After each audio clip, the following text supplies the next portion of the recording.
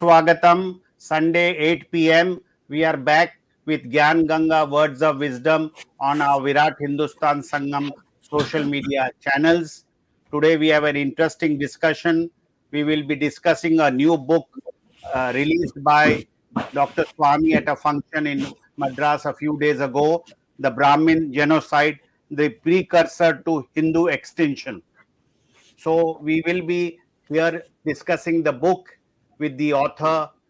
His pen name is Asi, ASI, and we have with us also Sree Iyer of P Gurus. As you know, he is based in California and he is behind the successful portal P Gurus. Sree Iyer handles or is the editor of P Gurus, the portal which every day people look out for interesting stories from India and abroad.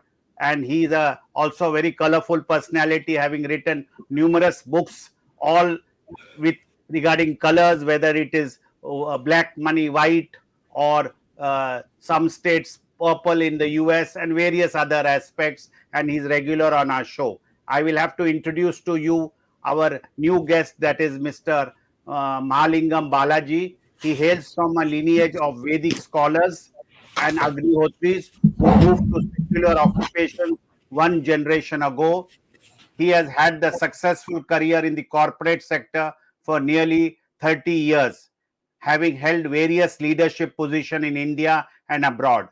As a corporate leader and research director, he is well known for his thought leadership and extensive experience in setting up global research and analytics team in mentoring research teams at scale. Currently, he is incubating a think tank to articulate the Bharatiya civilizational worldview in contemporary contexts and to develop institutional mechanism to aid research on the Bharatiya Parampara traditions. The urgent focus is to challenge the hate narrative against practitioners of Sanatan Dharma, especially the Brahmin community. As I mentioned, he writes under the pen name Asi, and as you know, this book, as it was released just last week, and we will be discussing the next an hour on this book. And this book is published by Rare Publication of Chennai, and we will know through the program how to get your online copy of the book. So I thank my co-panelists Ramesh Swamy and Arvind Chaturvedi, and it is over to Dr. Swamy to have the introductory remarks on this discussion on this book today. Well, thank you very much, Jagdish. We got two guests today, both of them intellectuals in their own right, and qualified to be Brahmins according to the gunas that have been listed in the Gita, and which is that you should be Jnani, Tyagi. Tyagi means not in the traditional. I mean, it's just too. Tyagi is a very strong word, but someone who is not, attached to worldly goods and things like that. Lives a simple life, that kind of thing. So Jnani, Tyagi, and Sahasi, which means he's courageous. Now, over the years, foreign people who came here to loot India, they thought that the best way to subdue India is to defeat the Brahmins. The Islamic forces used by killing them, but more the British thought the better way would be to brainwash them.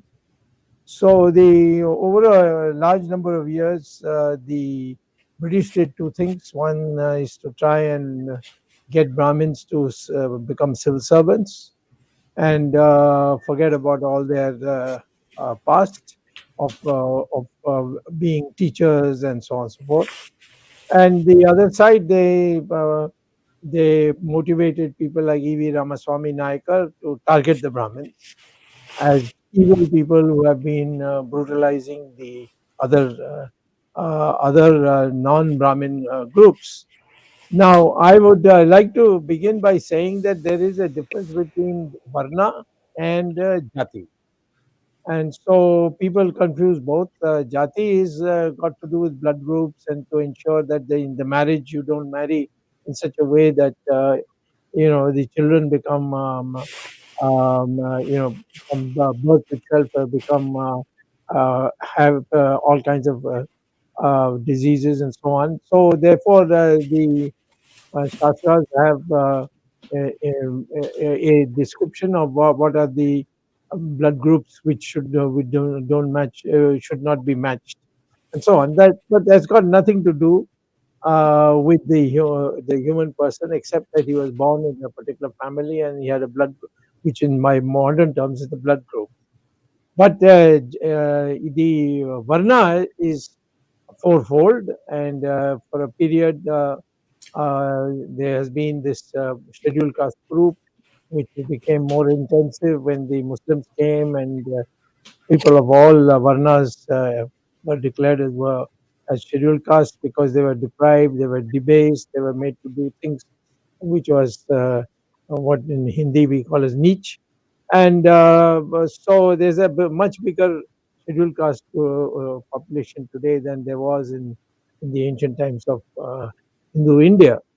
So in that background, what has happened is that somehow Tamil Nadu became the worst affected for the Brahmins, because Caldwell, who was a scholar, he understood that the Brahmins, what hold they had on the society, so they decided to target them. So you had one side a group led by E.V. Ramaswamy Naikar, and the other side a debasement in literature, writing, newspapers by the British to make fun of the Brahmins and ultimately make the Brahmins to be seen as clerks and people who bootlick the British.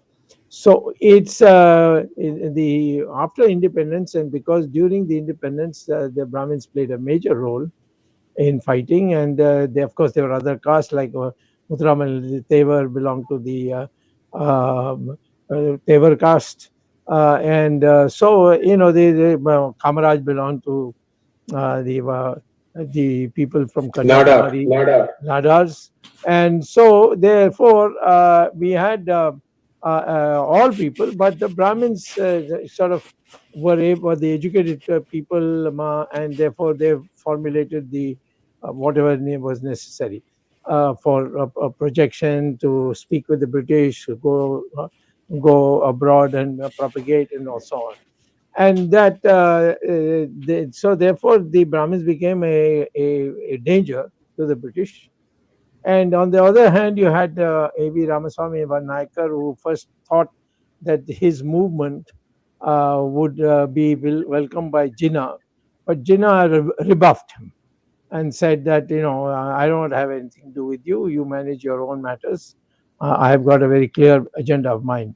So then he went to the British, and in fact, on the 15th of August of 1947, E.V. Ramaswamy Naikar was pleading with the British governor not to leave India.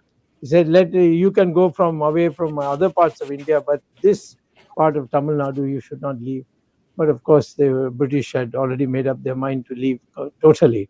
So from then on, because of the numbers and the targeting, the jealousy factor, so many other factors, the Brahmins have been targeted, and the Brahmins have not responded because that during the British period, except a few like Satyamurthy or Rajaji or so many others you can name, Subramanya Bharati, uh, but after independence, slowly the Brahmins moved into civil service, and then thereafter they became went abroad, and so today the Brahmins who are here in Tamil Nadu are a special target, and they're mostly pujaris who have been made a special target. And so, in this context, our chief guest today has come out with a book, which I had the pleasure of releasing or speaking about in Madras 2 days ago. And what he has tried to do is that we are really heading to a situation where the Brahmins may be targeted in such a form that would be called a genocide. And now let's not be shocked about it, because when Mahatma Gandhi was murdered, 5,000 at least 5,000 Brahmins were totally innocent, were targeted by a mob, which I believe was directed by Jawaharlal Nehru, who also claimed to be a Brahmin. I don't know what kind of Brahmin he was. And and the mobs, because Godse was a Brahmin, so they killed 5,000 at least of Maharashtrians, and that was nothing but a genocide.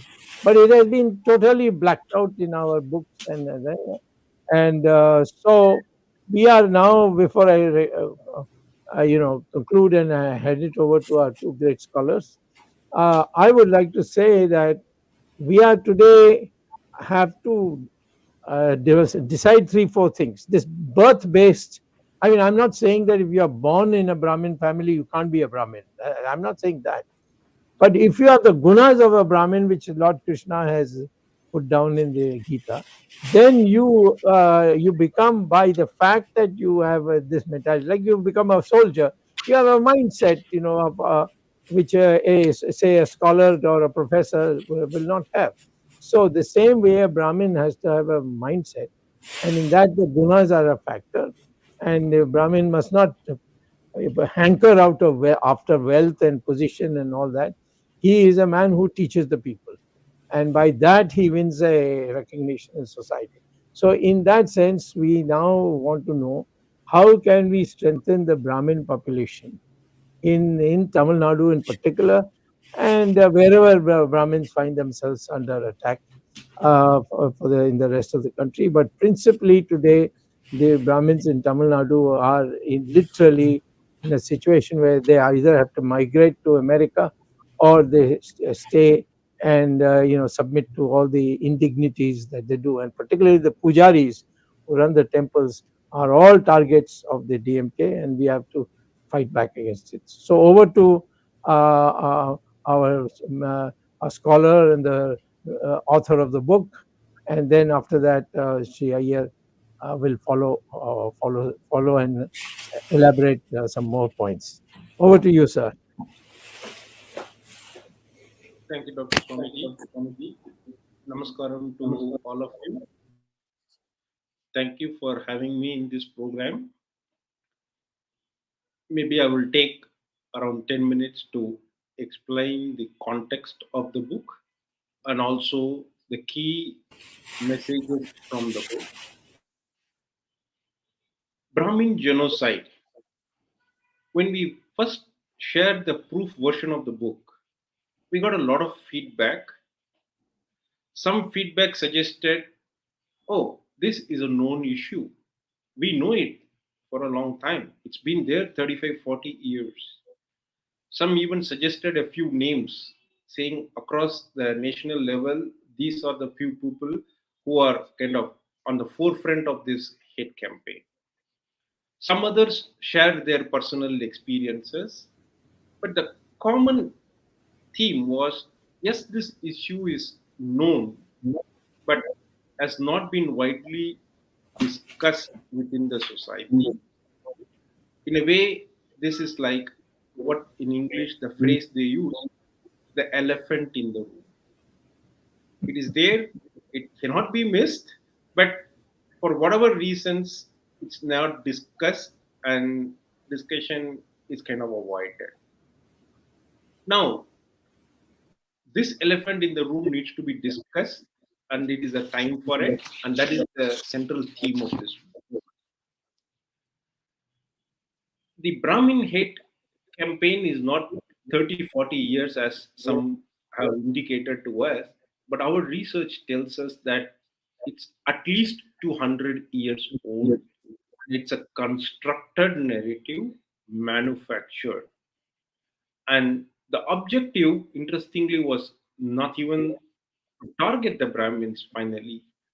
The final objective of this campaign is annihilation of Bharatiya civilizations. Brahmins happen to be in the way as a stumbling block, and hence they will be massacred first. Then the logical next question which comes up is why Brahmins? If we look at a civilization, it takes its memories into the next generations. We call it the civilizational knowledge progression that happens across all communities. But there are a few communities which take additional responsibilities. Because when we talk about the civilizational transmission, we are talking about their beliefs, their practices, their samskaras, and their way they values they hold as a civilization. Professor Jean Leamy used to mention this in a very uh, nice way. When he talked about other civilizations, he says the pyramids have been eroded by the desert wind, the marble broken by the earthquakes, and the gold stolen by the robbers. Because most of the civilizations and monuments were physical. But when it comes to the Bharatiya civilization, he says the Veda is recited daily for thousands of years in an unbroken chain of generations, traveling like a great wave through the living substance of mind. So, Brahmins had a role as being at the edge of this civilizational battle as knowledge system transmitters and carriers. And hence, they will be targeted first and are being targeted first. Other communities also have the same responsibilities of carrying the civilizational memory, and hence, one by one, they will also be targeted. Now, the attack on Brahmins is to ensure the traditional knowledge system life cycle is destroyed.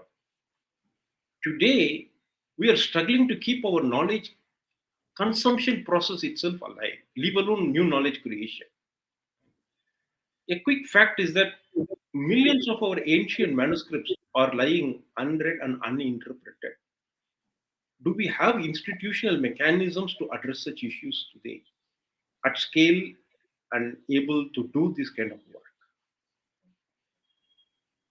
Now, coming back to the main themes of the book, the Brahmin hatred, as I mentioned, was more than 200 years old. There are evidences that in Europe, a essay about India is written, and its target audience is 8 to 12-year-old children. And in that, we find evidences of Brahmin hate. The same hate template which is being done now has been taught to the school children 200 plus years before. As I said, this elephant in the room was not discussed much, and hence a name needed to be given to that. So we have kind of termed it as Brahmophobia, and we have defined it in our book.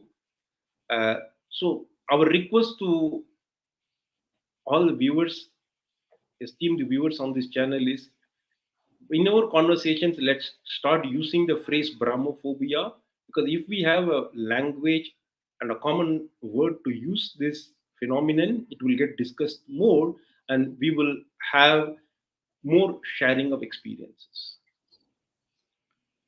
Genocide, when the word genocide came, a few feedback came, hey, is this some kind of a sensationalism? Is this some exaggeration which is being done?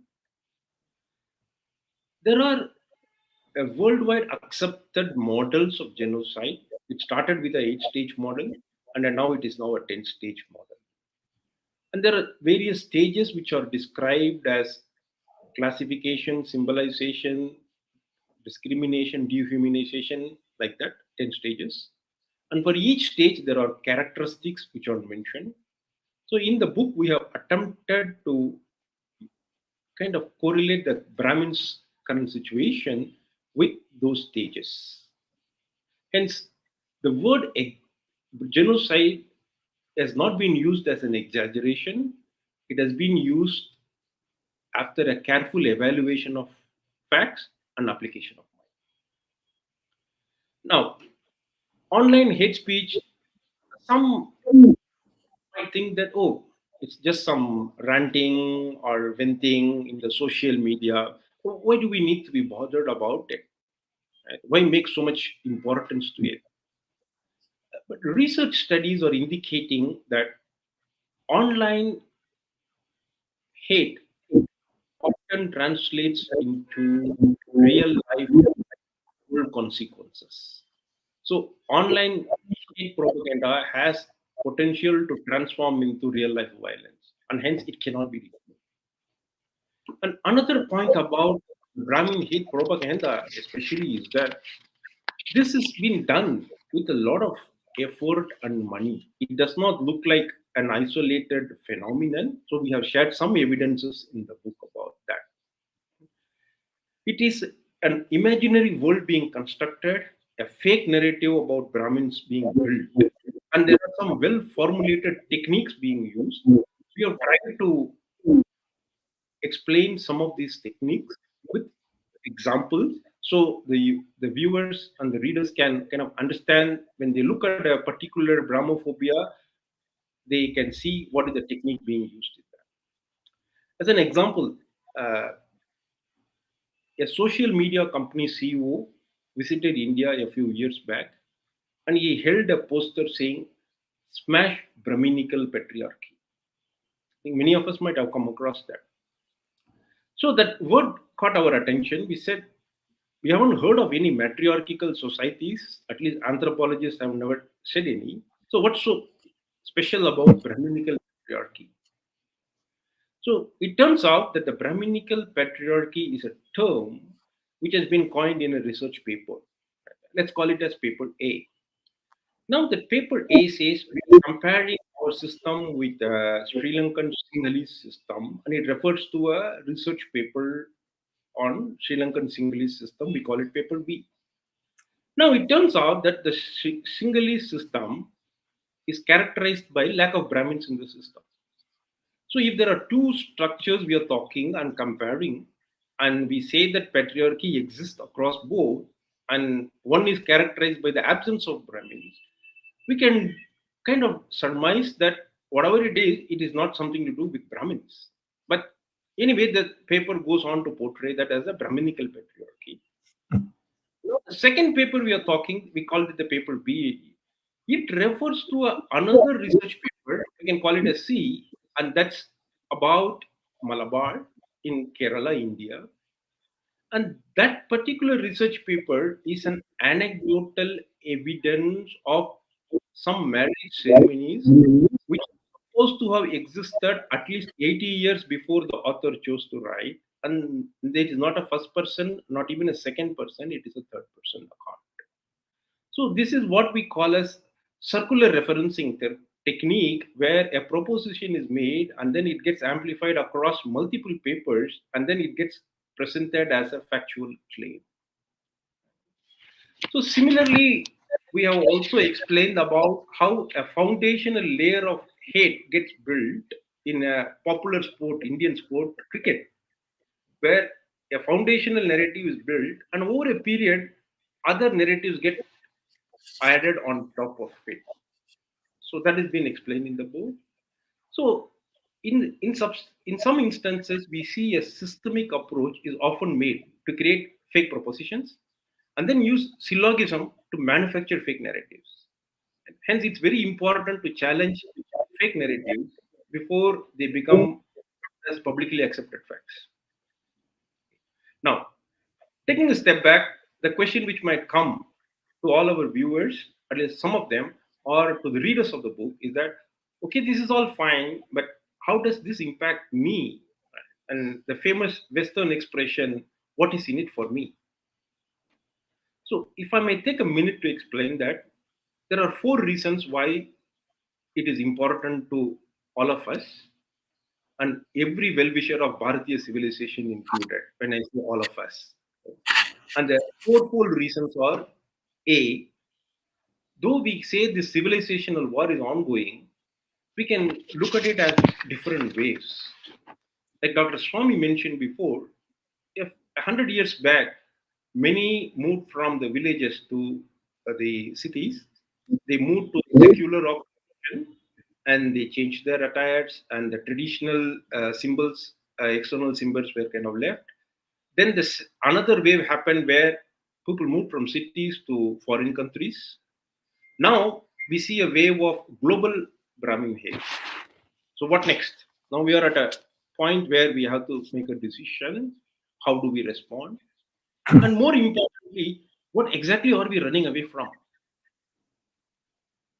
So the second important reason is Bharatiya civilization is not a rights-based civilization. It does not talk about rights. It is a duty-based civilization. It talks about duties. So the third important reason why we all must care is one can say, oh, I mind my own business, I have a job, I want to take care of my family, I don't want to be getting involved in all this. Unfortunately, this is a civilizational battle. It's not about a particular individual or his behavior or his or his her outlook of the world. Every civilizational member is a legitimate target in this civilizational battle, and hence we have no option to ignore this battle. And the fourth final reason I will conclude is global Brahmin hate is today masquerading as caste discrimination issues. It's coming in that disguise. Previously, it came disguised. Actually, the if we look at it step back, it was the knowledge system attack which got disguised as Brahmin hatred because they were hated because they were protecting the knowledge systems and they were transmitting. The layer became Brahmin hate. Now there is one more layer getting added as caste discrimination issues. So hence, this is going to become much more bigger and we need to have a narrative to counter it. This is a systemic issue. It needs systemic solutions. As we all know, replying to hate speech with hate is not an option and that is not going to work. So we need to do according to our dharma, our nyaya, and within our constitutional means, we need to find ways to address this challenge. Fortunately for us, thought leaders like Dr. Swamy have traveled in this path before. They have shown us what can be done and how to progress in this journey. So we need to build on this and we need to make further progress in addressing this. So I pray to Ishvara that we all travel in this journey together, and I pray to Ishvara for his anugraha for all of us in this. With that, I conclude. Thank you, and I pass it back to I think Sree Iyer ji now. Correct? Yes, correct. Thank you. Namaskaram. Always a pleasure to be on a VHS program. I first want to talk about two different things. One is what is being seen in Tamil Nadu, and then quickly I'll come to United States and explain what is happening here. So quickly, hopefully it won't take too long. First of all, in Tamil Nadu, Dr. Swamy, I just wanted to commend you for taking up this issue and be there to release this book. It really needs the attention of everyone.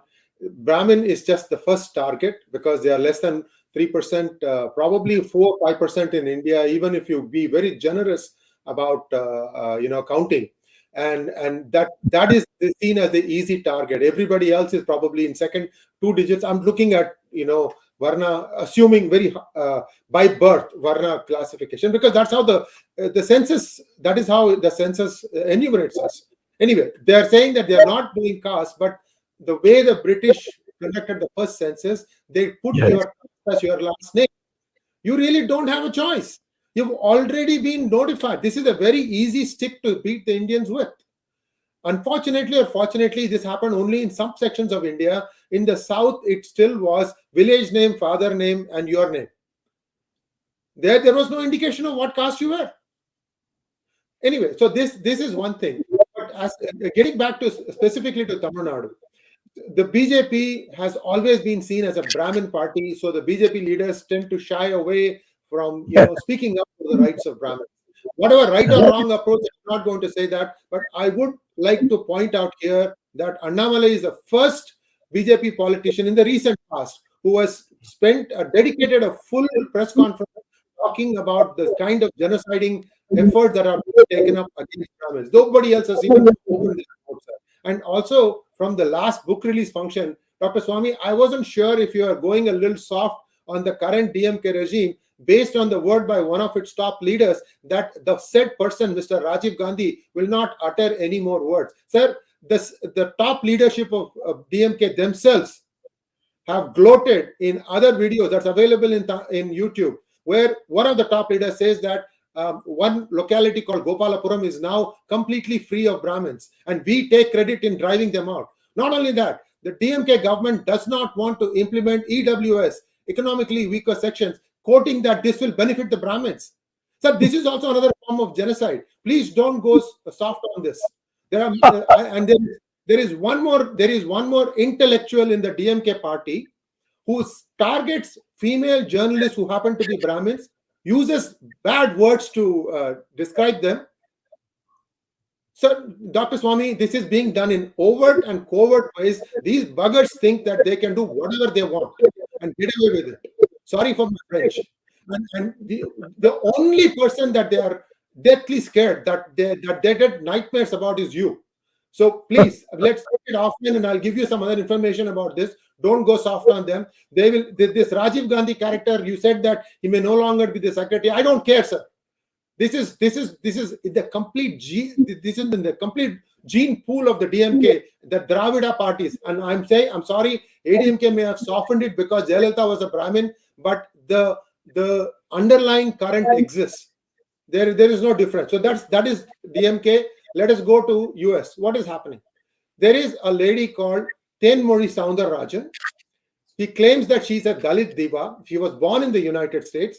It is not known how long she spent time in India, but she has suddenly become a Dalit activist. And in one of her statements, she says, "You aunties and uncles, we are coming after you." You see the parallels? And this lady has created a dubious survey, and this dubious survey has been lapped up hook, line, and sinker by the California government, various departments, including today the Assembly. Dr. Swamy, I have spent last 6 months trying to show the linkage of this lady's company called Equality Labs with terror-linked organizations. And when this new bill, which is the caste discrimination bill that Shri Asi referred to, when people pointed it out to them that, look, you are going by the work of somebody whose funding sources are dubious, and that you need to really look at her survey. Her survey has been discarded not by me, but by a court in California. The only place they tried to use this to stick it to one of the employees of Cisco, that place the judge threw out this survey.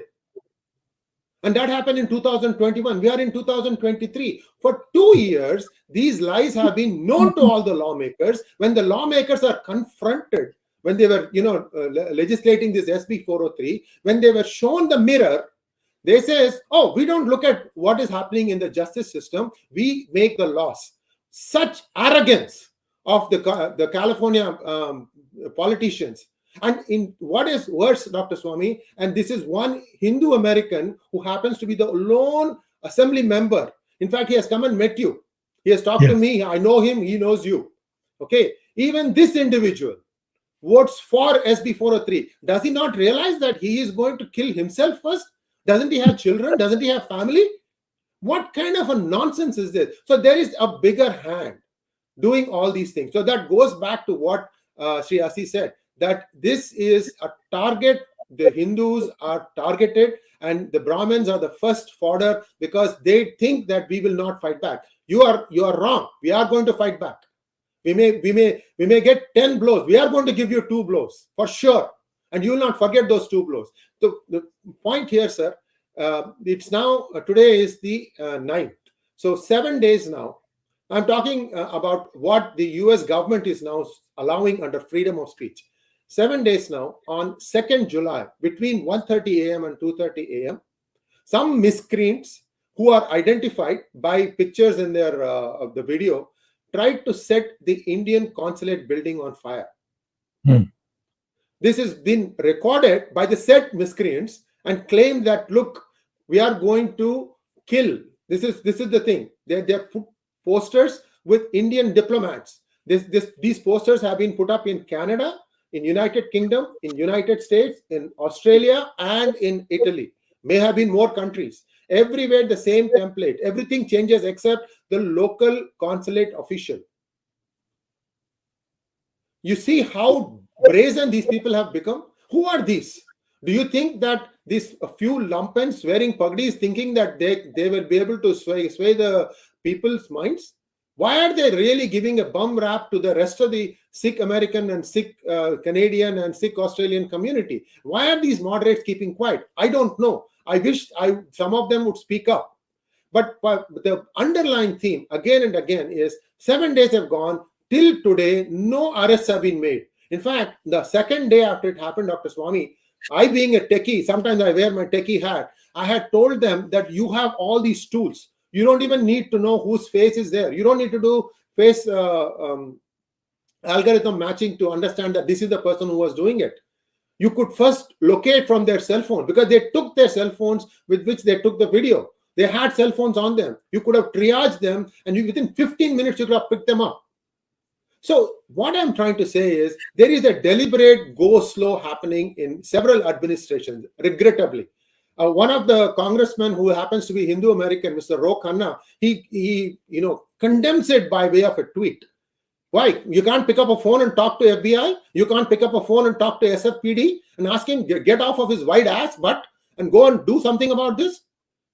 Why just want to give one tweet and then keep quiet and say, oh yeah, I'm speaking up for you guys? That's not enough, Mr. Ro Khanna. I'm just taking one example here. The others don't even want to say it. Pramila Jayapal doesn't even want to say it. So the thing is, we ourselves are digging our own holes. If you want to be Hindu American when you want to get our votes, but you want to be everything else once you are in power.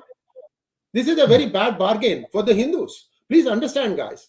So anyway, I'm going on a rant here. I realize that the point I'm trying to make is the destruction attempt is now beginning to take root, even in India. So many years, thousands of years, the Muslims and the British, they tried to force the conversion of Hindus and make them into something else, has failed. But now the concerted effort is really beginning to make inroads. Dr. Swamy, I'll tell you one more thing. I have a book on the back. What I'm hearing, sir, is the one community people who have gotten enriched by dubious means are buying up properties along some very critical areas, banks of Kaveri. Any land that is coming up for sale, they are able to bid 3 times the going price. Who will not sell, sir? But there is a bigger conspiracy here going. I don't know what the Modi government is doing. I wish they would understand. They would wake up and smell the coffee and do something about it. I think I'll stop here. I'm sure there are going to be a lot of questions. Okay, good. Okay, then let's Arvind. We have Ramesh also, but Ramesh is we have too many Tamilians in a row. So let me first have one Uttar Pradeshi Brahmin say what he has to say on this matter. Yeah, thank you, Dr. Swamy, for giving me the opportunity. Now, this book, which we are discussing, is primarily written from the angle of the persecution and the victimization of Brahmins in Tamil Nadu. Mr. Sree Iyer took the issue to the USA, which is totally a different angle altogether. I don't agree with him if he says that Brahmins are persecuted and victimized in United States of America. But anyway. Well, I'll prove it to you, sir. I'll prove it to you. Go ahead. Please finish your question. No argument. I'm saying Uttar Pradesh, which has the highest population of Brahmins. In Uttar Pradesh, there are about 18 to 19% Brahmins. And Brahmins have dominated Uttar Pradesh politics for about 50 years. And traditionally, Brahmins were with Congress. And Congress had given so many Brahmin chief ministers in Uttar Pradesh, Kamalapati Tripathi, Narayan Dutt Tiwari, Hemati Nandan Bhogna, and all that. Unfortunately for Brahmins, Congress almost died after 1989. Since 1989, Congress has been on the downslide in Uttar Pradesh, and so the fate of Brahmins. Brahmins thought that once they switch the sides from Congress towards BJP, perhaps BJP will protect them. And in last 30 years or so, where BJP has been a prominent party and also ruled several times, in fact, Brahmins have become more victimized under BJP rule as compared to earlier, despite of the fact BJP has not given any Brahmin chief minister. But BJP had two state heads of the BJP, the state presidents, but those state presidents were only for the namesake. We had a prime minister from BJP for 6 years in this country who was a Brahmin representing Lucknow as a parliamentary constituency, Mr. Atal Bihari Vajpayee. But we all know what kind of Brahmin Atal Bihari Vajpayee was. And therefore, if Brahmins had any hope of protection from Atal Bihari Vajpayee, this hope was never to be completed, and we know what happened. So I'm saying the persecution and victimization of Brahmins. I will not use the term genocide, but the way it has been done in Uttar Pradesh, and Dr. Swamy is a witness. In 1993, when Mulayam Singh was chief minister, with the Bahujan Samaj Party as their partner and Kashiram as the leader, Kashiram, of course, had a slogan, which later on they withdrew. And this slogan was targeting all the upper castes, not only Brahmins, but Brahmins were the most victimized community because they were at 18 to 19% in the society, but in the bureaucracy, in the universities, in all the top positions, Brahmins were more than 35 to 40%, and they were dominating. And that is where the hate for Brahmins started.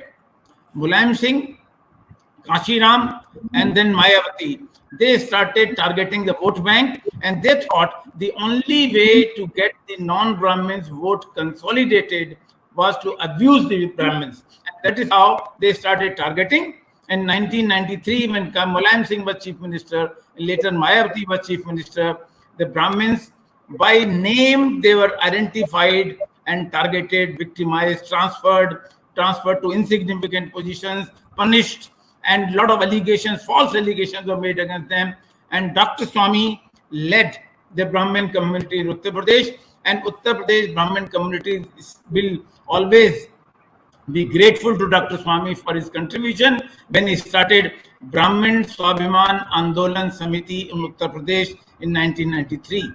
Under this committee, we traveled throughout the Uttar Pradesh, starting from Ghaziabad to Gorakhpur, and we started organizing the Brahmin community against this.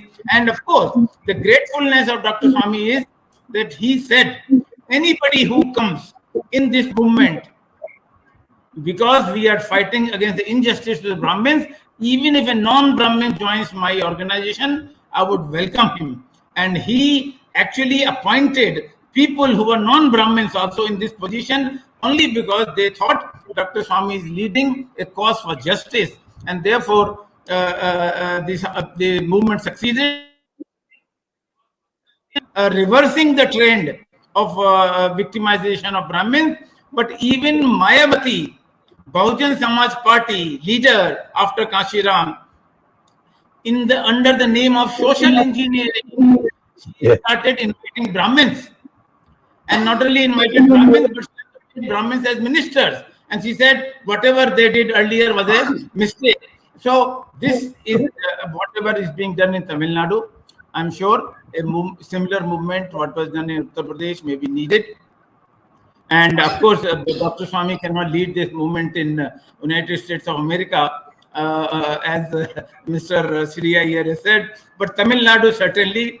And this trend is not peculiar.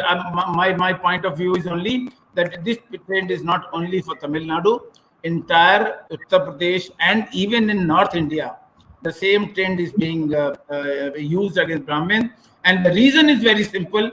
Reason is to consolidate the vote bank of Dalits. Now, let me just tell you, if you give me few more minutes, I have very interesting facts to say. A France expert, Francis Goiter, he prepared a report by saying that Dalit actually literally means oppressed, people who have been victimized in the society. He said the real Dalits in India are the Brahmins. And he quoted, he researched and quoted, gave the figures will be surprising to our viewers also. He said, in Delhi, there are 50 Sulabh Shauchalaya, the public latrines, which are managed by an organization by Mr. Pathak. 325 workers who are working in these Sulabh Shauchalayas are Brahmins. Delhi and Mumbai, which are the biggest metropolitan cities of this country, 50% of the rickshaw pullers, the poorest of the poor, they are Brahmins, and they are from eastern Uttar Pradesh and Bihar. You'll find Pandey, you'll find Dubey, Mishra, Shukla, Tiwari. These are the people who are the rickshaw pullers. And in Mumbai, 50% of the taxi drivers are from UP, and these taxi drivers are Brahmin from UP. So I'm saying economically, they are the most backward. And per capita income of the Brahmins, if you look at the community-wise figures, the lowest income of a particular community per capita is Muslims in India. And after Muslims, next community comes is Brahmins. And this Mr. Goicher has also given the figures, and he said the per capita income of the Brahmins is around 537 rupees only, whereas for SC ST it is 800 rupees, and for Christian community it is 1600 rupees. So if you look at the per capita income, the affluence, if there is any index of the income, then Brahmin community comes much lower. And all these positions, you see, one peon in the government, if the post is advertised, there will be 3,000 or 4,000 applications, out of which more than 50% will be Brahmins, even if the job is for a Safai Karmachari, for a person who is clean. So this data is sufficient to suggest and show that Brahmin community is the lowest income earner per people, and they are the most victimized and worse than the Dalit community. And if anybody needs a reservation, anybody needs protection, anybody needs a special scheme for the government, it is the Brahmin community. And naturally, the entire the narrative against Brahmin is because of reservation policy only. Reservation has been given to scheduled caste, scheduled tribes, OBCs, and now of course minorities and other things. But Brahmins are the victims, and they are not getting. If you look at the Brahmins, the plight, the students or community of the Brahmins, they are also so dissatisfied that in any competition, even if they get 90% marks, they don't get selected, and the persons who get 5% marks or 10% marks from a different community, they get selected because of the bad reservation policy that we have. Even in IITs, even in IIMs, where there is a competition, the position reserved, 27% for OBCs, 22% for scheduled caste and scheduled tribes. Brahmin community is the worst sufferer, and therefore, Dr. Swamy, time has come for you to raise this issue and lead a movement for the community, which is the most able community, highest intellect the community has. There's no fault of this community. They're not done a crime if they are more intellectual than others. So I think, Dr. Swamy, you should raise this issue, and very timely this book from Tamil Nadu has come. Again, I'm saying this book may be particularly all the instances that have been given maybe from Tamil Nadu, but if you generalize in entire India, especially the Uttar Bharat, the North India, Brahmins are the most victimized community. They should be protected, and the facility should be provided to them. Thank you. Ramesh, you want to say? I think Sree Iyer wanted to respond, and then I'll give it to Jagdish, and then finally me. Yeah, Arvindji, just one quick thing. One quick reason why I said I will give you proof. This flawed caste discrimination report, which forms one of the bases of the SB 403 bill, that is actually passing in the California's assembly also now. It has passed one stage, last stage is left.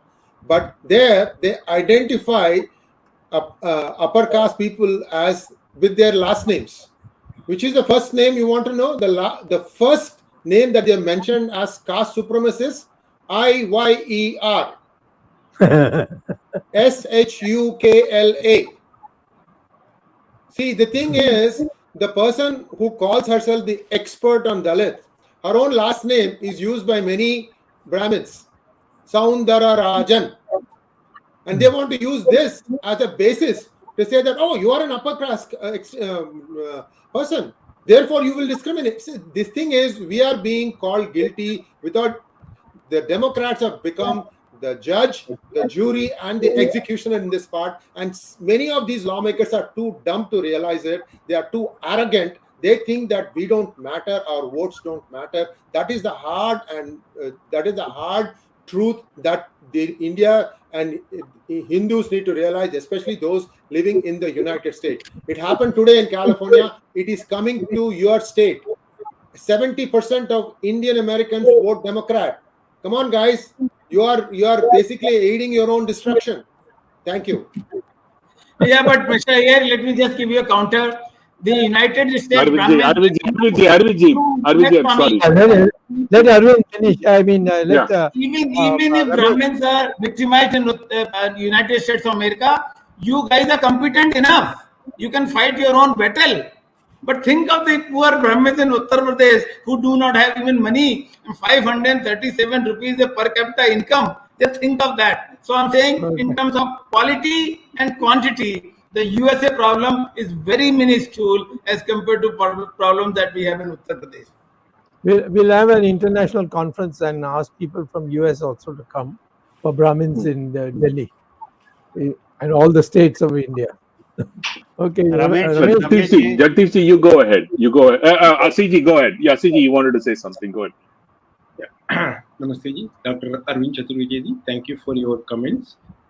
Just one point, if I may add on, is that in the book, we do talk about the issues in Madras, but also about Maharashtra and across a few instances in India as well, and also abroad, because this is a global issue. And some examples are more towards Madras, because there is a historical reason of Bengal presidency, Madras presidency, and also in Maharashtra is where we saw a lot of this come on during the colonial era. So I will not discuss that in the call, but one request we will have is we are also looking at Hindi translation of the book Ishwara Kripa, and if it does happen, we may need some additional information which is pertaining to the northern states also, where it is a Hindu, not just in across, but also in the Hindi-speaking population, where the social media is also active. Thank you. Over to you back. Jagdish, you go ahead. Yeah, I only want to make a comment. Looking at the freedom movement and the leaders of the freedom movement all over in different parts of India, I noticed that the Brahmins played a very dominant role in the freedom movement. And if you see all the Krantikaris also, I'm talking about people who are in the Congress, but they were revolutionaries which never believed in what Congress was doing under Mahatma Gandhi. Most of these leaders had a Brahmin background. So it was but natural that the Britishers and the subsequent powers started targeting the Brahmin leaders to defame them or bring them down, because according to me, they thought that by eliminating the Brahmins, they were trying to attack the Hindu community. It was not just on the question of some of the communities, but the real attack was the Hindu community, and Brahmins was one of the towering leadership which was giving the Hindu community. So they systematically targeted the Brahmins, looking at instances in the book as well as the history which Dr. Swamy narrates about the freedom struggle in the then state of Tamil Nadu, or Madras as it was called, or the larger Madras state. The leadership which was given by the Brahmin community for the freedom movement, including Maharashtra, North India, Uttar Pradesh, and many of the states. So the British was particularly interested in targeting the Brahmins as an Indian community or as a Hindu community, which becomes very clear once if you see the history of the last 150 years. So I just wanted to make this comment in the context of today's topic and discussion. Now perhaps Ramesh would like to have some comment and take the Yeah. program forward. Okay, sir. Thank you, Jagdish. Thank you, everyone. Again, Dr. Swamy, consistently, I think you have said this in the past. The knowledge class, the Britishers saw that as the weapon, and they thought that it was a threat. So they started this divide and conquer by starting to destroy. Even earlier than that, Asiji can give us. Basically, once you destroy knowledge, it is easy to rule over people. I think that was the basic premise in saying that, okay, now who is the most knowledgeable among the people? So be it the Mughal era or the British era, they thought that the Brahmins, they were knowledgeable, they knew, so they have the knowledge to fight back. Because once you start doing that, because when you have people who are illiterate or to a large extent who are not aware of the laws or they are not knowledgeable, it's easy to spread lies or what's happening today using WhatsApp. Basically, it is the same concept. Essentially, WhatsApp is using for spreading nonsense, and people believe whatever it is. In those days, whatever form they said, you kill the knowledge class, you can dominate everybody else, and that's exactly what happened. And you've been consistently saying this, Dr. Swamy. The underlying thread I've seen in the comments is what are the immediate steps that I have no hope in Modi government doing anything. But essentially, from you, Dr. Swamy, what do you think are the most critical steps to reverse this trend? I mean, in the US, Sree, we can have another discussion. I'm telling you, the most incompetent people are Hindus in America are the most incompetent bunch of people, most selfish, idiotic voting Democrat people who are voting Democrats. They don't know, they're digging their own grave. Let's not even talk about them because, as Arvindji said, because the most stupid people are educated fools. But Dr. Swamy, just to come back from India perspective, from this Brahmin hatred, and I echoed Sree Iyer's sentiment that we ask you, please do not let go of this Rajiv Gandhi guy because those seeds of hatred start growing very fast. I know you're going to say you don't have time, but again, a humble request from this Brahmin, please do not let go of that guy because that one lesson you teach, one lesson that you're going to teach this person or some persons like this will go a long way in setting the stage of looking, as you've consistently said, Brahmin is a guna. Let us start going from there. Don't continuously hate. We are 2% of the population in Tamil Nadu. All I have to say is if the 98% of the population is afraid of the 2%, go and figure who is bigger. That's all. So, Dr. Swamy, coming back, please give us at least 2 or 3 points. What do you think that can be done to reverse this hatred? Dr. Swamy, you're muted. I don't know why. 1 second, Dr. Swamy. 1 second. Let me switch you over to another mic. I think that the other mic is.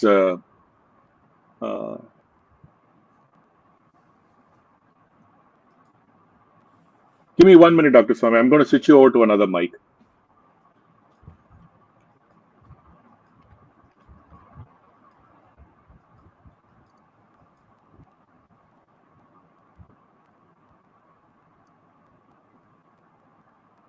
Give me 1 minute, Dr. Swamy. I'm just going to switch you over to a.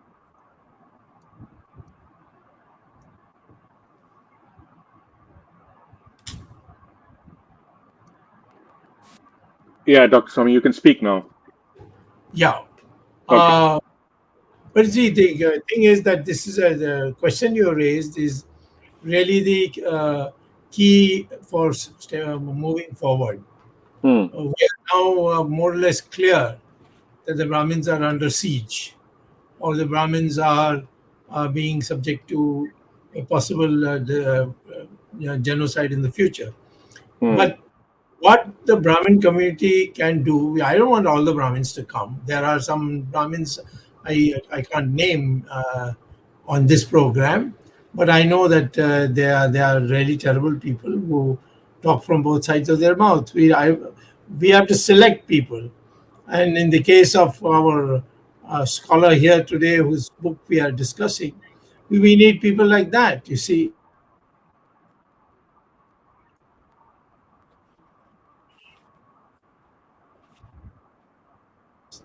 And if it's to be a national one, then you make a form national committee. But we have to make an example. I would start first with Tamil Nadu, because that's really gone too far, and it has to be retaliated. UP and other places, we can, take it up later, and it will be a much easier task to do. But I think the real question is how to deal with the Tamil Nadu. And here, don't rely on all the Brahmins, so-called Brahmins, but rely on others. In, for instance, the function of the book release of our guest here today, Shri Asi, as is for short he is called.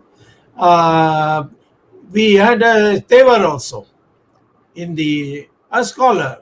So I said, no, you're from today onwards, you're a Brahmin. I declare you as a Brahmin. But so there are people who are willing to come, and the Tevar community is a real fighting community, you see. And they have always been, from Mudramalinga Teva's time, people very, very friendly with the Brahmin community. So you have to create a new thing, because with 3% you can't fight the remaining 97%. And that's those are things we can plan. And but as of now today, I cannot give you a formula by which we can go forward, except that we should all agree that now we must fight back. That's all. If I can scare the DMK, as many people say I do, that the moment I say something, they make some corrections. You may not think that's a complete correction, but the fact is that they do. At least that the guy doesn't open his mouth anymore. That's a big thing for a DMK man to do it, because a Brahmin raised an issue against him. So there is a possibility for a person to be a Brahmin and still be feared by the anti-Brahmin forces of Tamil Nadu. So the question is how to go about it. For that, we will have another session, and request Mr. Asi to be there also as our intellectual who can, give us a overall construction of the problem. Shri Asiji, do you have in your book some recommendations as to how to turn this? So give just from the, because most of the viewers want to know, okay, what do we do? We know all this. We do realize they want to learn more. But in your view, what are one or two important steps? Dr. Swamy said we have to start rallying, but we cannot depend on 3%. But we need to, spread this message. So, in your view, do you have anything to share on this? You're muted, sir. You're muted. Please unmute yourself. Are you able to hear me? Yeah. Yes. Ramesh, thank you for that question. It's a very important question. In the later sections of the book is divided into a few sections. In the later sections, it does talk about some ways of moving forward and certain recommendations which we received from as a feedback when we were doing this journey. So that is something which at a global level, and as each person who is reading this book may have some kind of an action which they can relate to. Right? That was very important for us, because we said the goal of the book is to create the awareness that what we are facing is not isolated instances, but it is a concerted global attack against our knowledge systems and against Brahmins as a community. It is not a local issue, number one. Number two, those who are reading the book may get a sense of that issue, plus also what they can do at their individual level. And third, to your question, I think this conversation has to go forward, and like what Dr. Swamiji has kind of advised us, maybe some more thoughts need to be put towards having a concrete plan in some states where we can use it as some kind of a template and kind of use that template to move forward in the rest of the other places. That's all. Thank you. Sri, do you have any closing comments, and then we can go Arvind? to Arvind? I think he's frozen. Jagdish ji. Arvind, are you okay? Yeah, go ahead, Sri. Finish it off. Yeah, this is a long battle, and unfortunately or fortunately, we are the target right now. The first thing we need to understand is that we also suffer from this Aham Brahmasmi complex, Hindus and Brahmins more so. We think we know everything. Sometimes we also think the others don't know anything. Please get yourself out of this mindset. Many of us are speaking up because we see that we are being slow cooked, and it is the kartavya, it is the duty of the Brahmin. That gene is still running inside you to at least highlight where the danger is, where the danger lies. Please engage us, question us, but listen to what we are trying to say. We are trying to give you a very alternative, reasoned explanation of what is happening, and it affects all of us. Thank you, sir. I'll add one line to that. Okay. I'll add one before Arvind concludes. See, I'm in the process of creating in the United States, helping the local people, the local Indians in the United States, to create a organization for Hindus and Jews to come together to fight this, because the Jews still continue to face persecution or at least hate.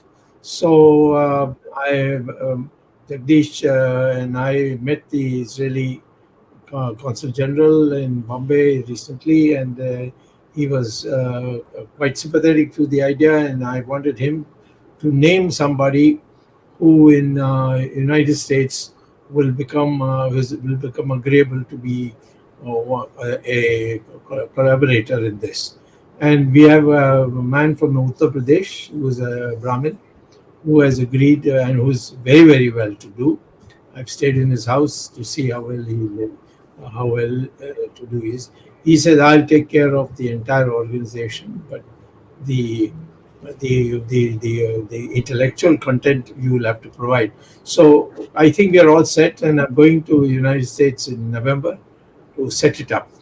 So that will be one thing that you can do in terms of helping the Brahmins, because Hindus means Brahmins included. And we will like others also who are sympathetic to the problem of the Brahmins to be amongst the Hindus to also come forward. So that is there. As far as India is concerned, I really think, frankly, if I can get the Tamil Brahmins to a certain percentage, say out of the existing Tamil Brahmins, if I can get 35% of the Brahmins to come around to say, yes, we are ready to fight, we have won the war. And then everybody will back down. It will have an electoral significance. After all, you can see from myself, or one person, I began when they were all talking about me and the Brahmin and what a useless chap is, why he's doing here, till I dismissed the DMK government. As a minister, I came and dismissed his government and showed that they didn't count for anything. Not even a bus was burnt, or even a cycle was. Yes, even a cycle was punctured. You see, nothing of the kind. In fact, Karunanidhi ran into his one of his secret houses and locked himself in. You see, so I think it's possible. And once we do that, and the younger generation of Brahmins in our own thing, Swamy Lion is totally different from all the elder Brahmins that I know. I mean, he's frank, he's outspoken, he's a fighter, he's got the imagination to think of ways of responding. So I think that kind of crowd is what I'd like to get together by a conference later on for Brahmins in Tamil Nadu. Arvindji, can you conclude? Okay, thank you, Dr. Swamy. This issue is much bigger that we can put into a 70-minute program. And I was under the impression that it is only India where Brahmins are targeted and victimized and persecuted. And our friend Mrs. Sree Iyer has also added to my information and added to the information for our viewers that in the United States of India as well, the Brahmins are targeted, and they need to be an organization to fight for their cause.